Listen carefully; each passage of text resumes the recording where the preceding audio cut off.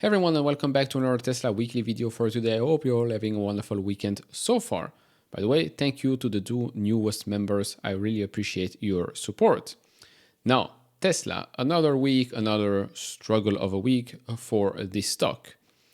The struggle will continue because it did take some time for the market to realize that yes, 2024 is going to be a reset in valuation, a reset for the whole Tesla business. We are going into a new type of cycle for Tesla. We have launch of a Model 3 refresh, potential launch of a Model Y refresh towards the end of the year, ramping up of Tesla's Cybertruck, continued growth of Tesla's energy side of the business.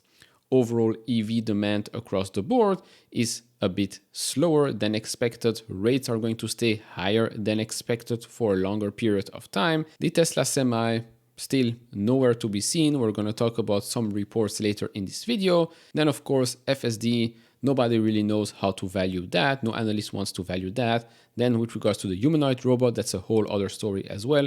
We're going to touch on that later in this video. So yes, as I said, I think the first or second Tesla weekly video of the year, even before the earnings report and earnings call, which basically confirmed what I was saying, that this is going to be a year of basically preparing the company for the next half of this decade, which should be quite an interesting one.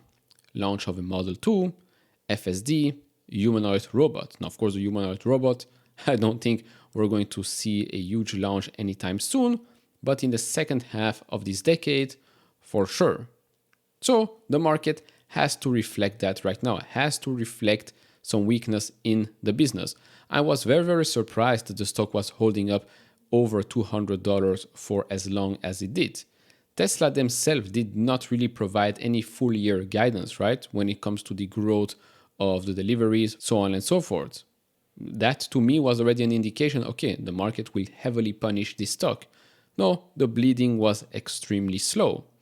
Now, as we move closer and closer towards the end of the quarter, suddenly analysts are realizing, oh, our expectations are maybe a bit too high. It's time for us to lower that. And of course, every time an analyst lowers their own price targets, lowers their expectations, the stock takes a hit. Of course, the majority of long-term investors don't really care what happens in the short term. And the majority of those, including myself and a lot of you, the viewers, knew already that this quarter and even this year is going to be weak-ish. We're not really surprised by that. Maybe most of us are actually surprised that the stock did not dip even further. Now, we're going to talk about this stock and why there is not really a chance of the stock going back to the previous lows that we've seen when Elon was selling a lot of stock. But more on that later on. If you enjoy this type of videos, leave it a thumbs up, subscribe if you have not, we really appreciate that. If you want to support me even further, do check out the link down in the description and in the pinned comment to get the top 10 best stocks to buy now, or go to fool.com/couchinvestor. Thank you very much. So first up, as always, let's talk about the Tesla weekly insured number for the week of March 4th to March 10th. The number came in at 13,000, so a bit more than last week. And of course, we can see the rebound since the Chinese New Year. But as you can see, overall, this quarter, we are way behind the previous ones. Now, with regards to the model mix, we can see again a rebound from the Chinese New Year each and every week. As always, Model Y dominates. Now, you might think that there is an issue with Tesla, but if you look at the China weekly sales of Tesla versus the German car companies, Tesla is outperforming.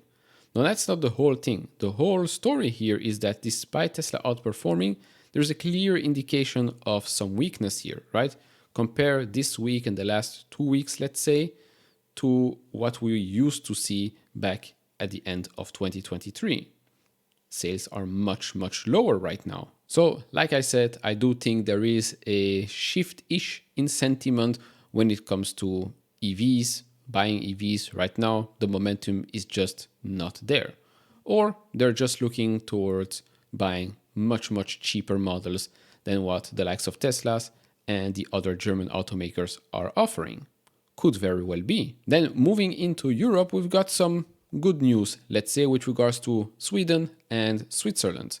First up, with regards to Sweden, Tesla, for the first time, took the lead in BEV sales for the quarter, overtaking local brand Volvo. Now, currently, with regards to the quarter in Sweden, you can clearly see that Tesla right now is still lagging behind the previous record quarters. There's still some time left to make up for it, but don't get your hopes up. Then with regards to Switzerland, Tesla has already surpassed last year's Q1 sales by 23%, and there are still, 2.5 weeks left. Then moving on to some comments from some analysts. The first one comes from a Wells Fargo analyst, lowering the stock's rating to underweight and cutting the price target to $125. We expect volumes to be flat in 2024 and down in 2025. In the wake of price cuts are lower lease residuals, disgruntled customers, and the possible loss of the luxury brand premium. However, we've always got Dan Ives to back us up here, so he says that the negative sentiment is way overdone, with Musk and Tesla getting attacked by bears in all directions. We believe the stock is way overshooting on the negative front as the demand story for Tesla is more in stabilization mode heading to the rest of 2024. Price cuts are moderating, battery cost and production is showing strong cost efficiencies, and a Model 2 sub-$30,000 vehicle is on the roadmap for the next year. In the near term, it's not roses and rainbows. I think it's sunshines and rainbows if we go back to Sylvester Stallone.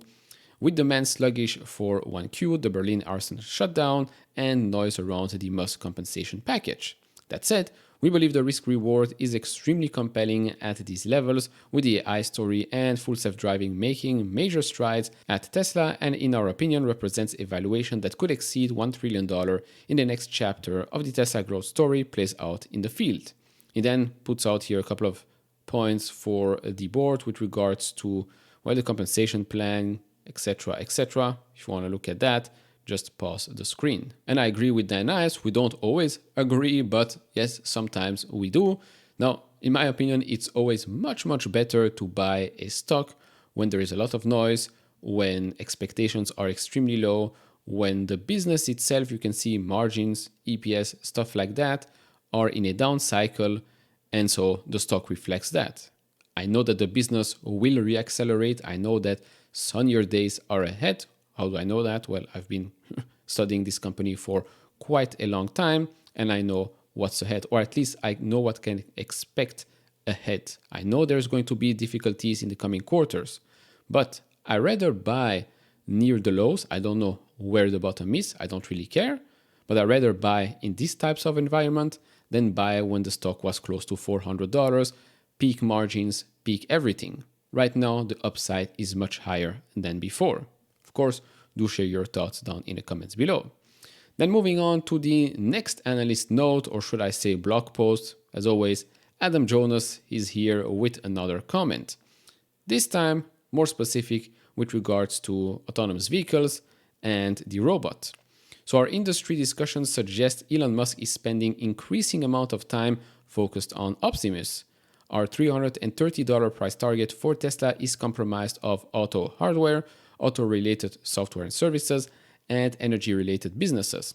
While Tesla competencies in computer vision, machine learning, AI, and robotics may have a multitude of adjacent commercial applications, we have not included such revenue streams, including Optimus, in our model or valuation at this time. He's also saying here with regards to autonomous vehicles, if the development continues to get pushed to the right, we would expect hit talent to be redeployed into the next closest discipline.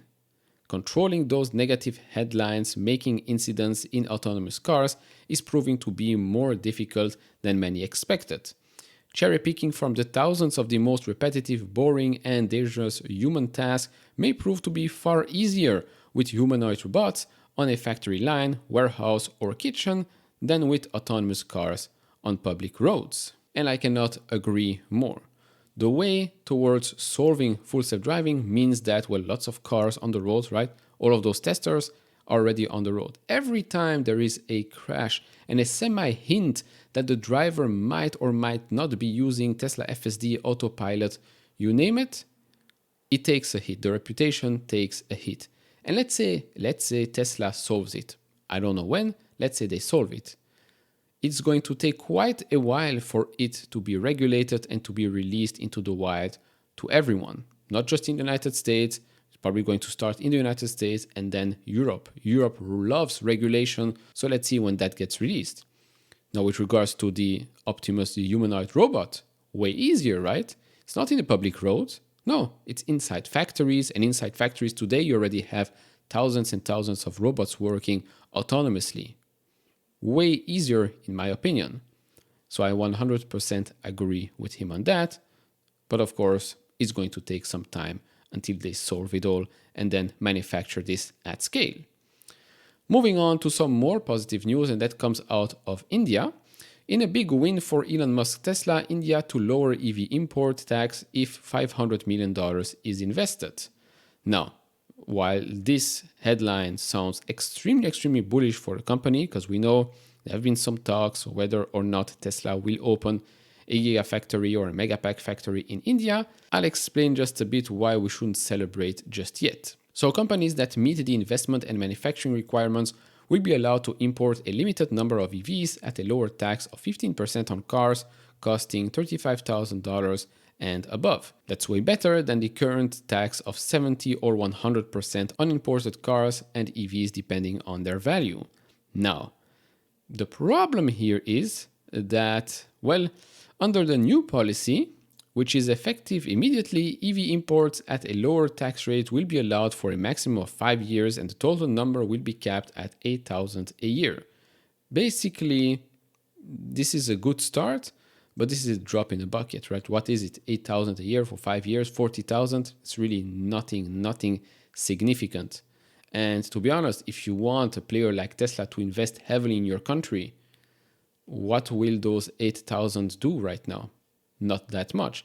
And I still go back to my original point. I think that India right now, maybe Tesla needs to build a megapack factory there, build out the infrastructure, the energy infrastructure, because there's no point in building and producing, delivering countless of Model Ys, Model 3s, Model 2s, you name it, if there's no infrastructure to sustain that. It's just my opinion. Then moving on to my favorite product, which is the Tesla Semi. Unfortunately, well, it's like this product is dead. Nobody really wants to talk about that. But more recently, we've got some semi leaks and reports that came out from a recent Elon Musk visit to Berlin. So Elon Musk announced the production of the electric semi truck to the workforce during his quick visit to Berlin.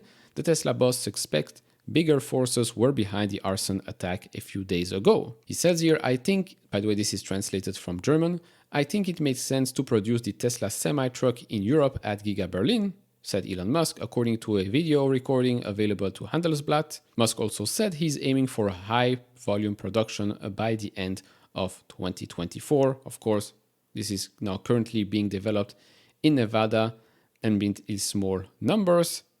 I really don't have my hopes up for the high volume production by the end of 2024, but please surprise me.